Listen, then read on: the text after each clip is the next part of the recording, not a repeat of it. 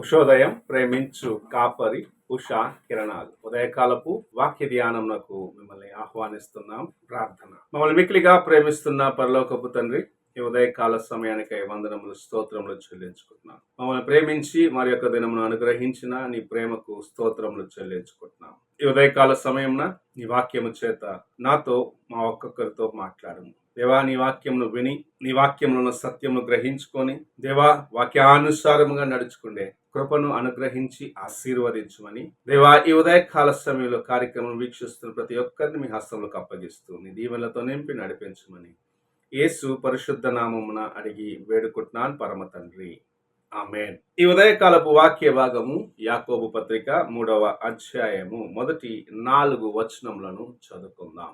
నా సహోదరులారా, బోధకులమైన మనము మరి కఠినమైన తీర్పు పొందుదామని తెలుసుకొని మీలో అనేకులు బోధకులు కాకుండిడి.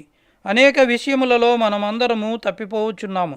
ఎవడైనను మాటయందు తప్పని ఎడల అట్టివాడు లోపము లేనివాడై తన సర్వ శరీరమును స్వాధీనమందుంచుకొన శక్తి గలవాడగును.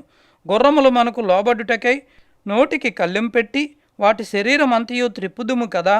వాడలను కూడా చూడుడి, అవి అంత గొప్పవై పెనుగాలికి కొట్టుకొని పోబడినను వాడ నడుపు వాని ఉద్దేశము చెప్పున మిక్కిలి చిన్నదగు చుక్కాని చేత త్రిప్పబడును.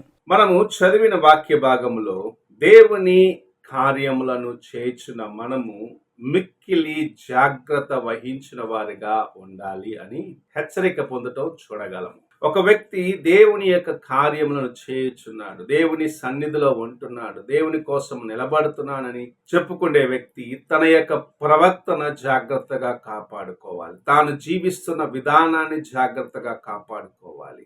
తాను చెప్పుచున్న మాటలు ఎంత అమూల్యమైనవి, లేకుంటే ఎలాంటి పరివర్షణ తీసుకొని రాగలవు, ఎలాంటి ప్రమాదానికి మార్గము తెరుస్తాయని గ్రహించుకొని తాను మాట్లాడే మాటలను చాలా జాగ్రత్తగా మాట్లాడవలసిన వ్యక్తిగా ఉన్నాడు. ఎందుకంటే దేవుని యొక్క కార్యములను ఇతరులకు బోధిస్తున్న నీవు దేవుని యొక్క సన్నిధిలో మిక్కిలిగా శిక్షకు పాత్రుడుగా ఉంటావు అని గ్రహించుకొని దేవుని వైపు చూసి నీ యొక్క ప్రవక్తలను జాగ్రత్తగా కాపాడుకుంటూ నీ యొక్క మాటలను జాగ్రత్తగా కాపాడుకుంటూ ముందుకు వెళ్ళాలని హెచ్చరిక ఇవ్వబడటం చూడగలము. మనము చూసినట్లయితే కింద భాగంలో ఒక వ్యక్తి తన నోట నుండి వచ్చే మాటను ఎంతగా జాగ్రత్తగా కాపాడుకోవాలి, ఒకవేళ అలా చేయకపోతే ఎంత ప్రమాదకరమైన స్థితికి అతడు ఇతరులను నడిపిస్తున్నాడన్న కార్యమును చాలా తేటగా ఇక్కడ భక్తులు చెప్పడం చూడగలం. నాలుక మానవుని యొక్క శరీరంలో ఉన్న పాప ప్రపంచము అని చెప్పబడుచున్నది. నీ శరీరములో పాపమునకు ప్రేరేపించేదానికి లేదా పాప కార్యమునకు సహాయము చేసేదానికి మొదటిగా ఉన్నది నీ యొక్క నాలుకే అని ఇక్కడ భక్తులు చెప్పటం చూడగలము. ఒక వ్యక్తి తాను చూసిన కార్యములను తన యొక్క తలంపులో ఉన్న వాటిని బయటకు ఎలాగ తెలియపరుస్తాడంటే తాను మాట్లాడే మాటల వల్ల.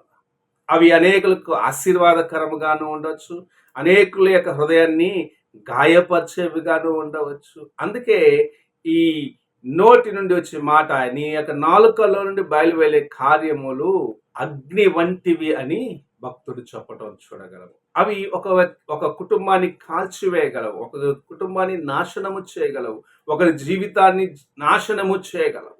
మరి యొక్క ప్రక్కన చూసినట్లయితే నీ మాటలు మృదువైనదిగా ఉన్నట్లయితే, నీ మాటలు హెచ్చరికలతో నింపబడినవిగా జాగ్రత్తగా ఒక వ్యక్తిని నడిపించేవిగా ఉన్నట్లయితే అవి అనేకులకు ఆశీర్వాదకరముగా కూడా ఉంటాయి. అందుకే నీ యొక్క పెదవులను నీ యొక్క నాలుకను జాగ్రత్తగా కాపాడుకో. అది పాప ప్రపంచము.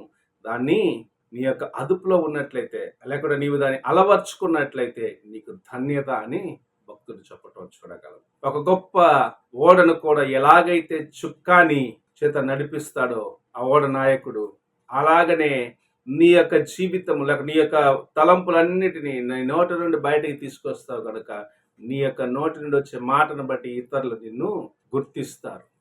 ఈ ఉదయ కాలమున నీవు నేను దేవుని యొక్క కార్యములను వింటున్నాము, వాటిని జీవితంలో అనుభవిస్తూ ఉన్నాం. మనము జీవించే విధానం గురించి, మన యొక్క ప్రవర్తనను గురించి ఇలా ఇతరులు ఎలాగ తెలుసుకోగలరంటే మన యొక్క మాటలను బట్టి అని ఇక్కడ భక్తుడు హెచ్చరిస్తూ ఉన్నాడు. అందుకే నీవు నేను మరి ఎక్కువగా దేవుని యొక్క శిక్షకు గురి అవుతాము. దేవుని యొక్క వాక్యంను ఎరిగిన వ్యక్తి, దేవుని యొక్క వాక్యం పంచే వ్యక్తి మరి ఎక్కువగా దేవుని యొక్క కోపమునకు గురి అవుతారని కార్యమును భక్తుడు చాలా తేటగా చెప్పటం చూడగలం. ఈ ఉదయకాల సమయమున దేవుని యొక్క వాక్యం విన్న సహోదరుడా, సహోదరి, నీ పెదవులను, నీ యొక్క నాలుకను నీవు నీ అదుపులో ఉంచుకొని ఉన్నావా? బహుగా అదిరిపడేదిగా ఉన్నదా?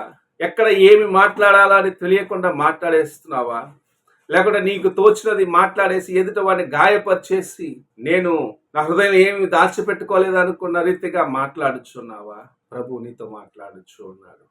నీ యొక్క పెదవును, నీ యొక్క నాలుకను అదుపులో ఉంచుకో. నీవు ఒక దినమున దేవునికి ముందు లెక్క అప్పగించవలసిన వ్యక్తిగా ఉన్నావని గ్రహించుకొని నీ యొక్క మాటలు సారవంతముగా ఉన్నట్లుగా, ఉప్పు వేసినట్లుగా ఉండినట్లుగా, ఇతరులకు ఆశీర్వాదకరముగా ఉండినట్లుగా, ఇతరులను బలపరిచేదిగా ఉన్నట్లుగా నీ యొక్క ప్రవర్తన, నీ యొక్క మాటలను జాగ్రత్తగా కాపాడుకోను. అప్పుడు దేవుని యొక్క సన్నిధిలో, దేవుని యొక్క రాజ్యంలో నీవు ప్రవేశించినప్పుడు ఆయన చేత నీవు బలా నమ్మకమైన దాసుడా అని పిలువబడగలవు.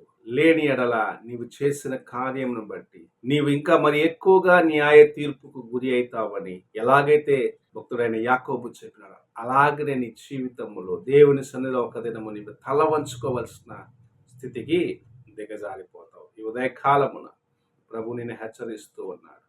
నీవు దేవునికి ముందు నిలబడవలసిన వ్యక్తిగా ఉన్నావని గ్రహించుకొని నీ పాప ప్రపంచమైన నాలుకను నీ అదుపులో ఉంచుకొని అలవర్చుకొని దేవుని కోసము ఉప్పు వేసిన రీతిగా సారవంతమైన కార్యములను చేయటకు నీ జీవితాన్ని అప్పగించుకో.